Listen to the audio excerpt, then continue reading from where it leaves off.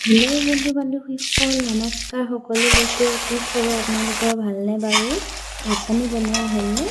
মই আকৌ পাকঘৰত ভাত পানী বনোৱা আৰু ৰুটি বনোৱা, মাছ মাংস বনোৱা কামত বহুত ভাল পাওঁ। কোনে কোনে ভাল পায় পাকঘৰত কাম কৰি এবাৰ কমেণ্ট বক্সত কমেণ্ট কৰি জনাব দেই। কাৰণ ছোৱালী মানুহ হ'লেও প্ৰতিখন কাম পাকঘৰতে বেছিভাগ হয়। সেইকাৰণে কৈছোঁ, ছোৱালী মানুহ যিমানে পঢ়া শুনা নকৰক কিয় আৰু পাকঘৰত কাম কৰিবই লাগে। কেতিয়াবা নহয় কেতিয়াবা কিছুমান এগৰাকীহে পাকঘৰত কাম নকৰাকৈ থাকি যায়। মই এইফালে ছাগলী মাংস অকণমান বনাব লৈছোঁ। তাত মই গ্ৰেভি এটা তৈয়াৰ কৰি লৈছোঁ।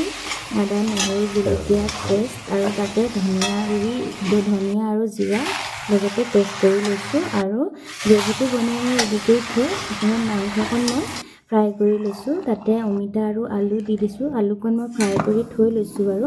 তাৰপিছতে মাংসটো বনাই থাকোঁতে এইফালে বনাব লৈছোঁ কেইটামান ৰুটি। আৰু ৰুটিৰ লগত মাংস খোৱা টেষ্টটোৱে বেলেগ। আপোনালোকে জানো খাই ভালেই পায়, আপোনালোকেও খাই চাগে সকলোৱে। আজি কিহেৰে বনাইছে বাৰু সকলোৱে কমেণ্ট এটা কৰি জনাব দেই।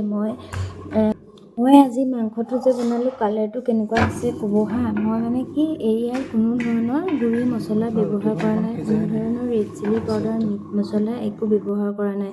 মই তাত অকল নিজেই পেষ্ট কৰি লোৱা গৰম মছলাৰ মানে গোটা ধনিয়া, গোটা জিৰা আৰু আদা নহৰু দি মাংস বনাইছোঁ। কেনেকুৱা হৈছে কালাৰটো জনাব।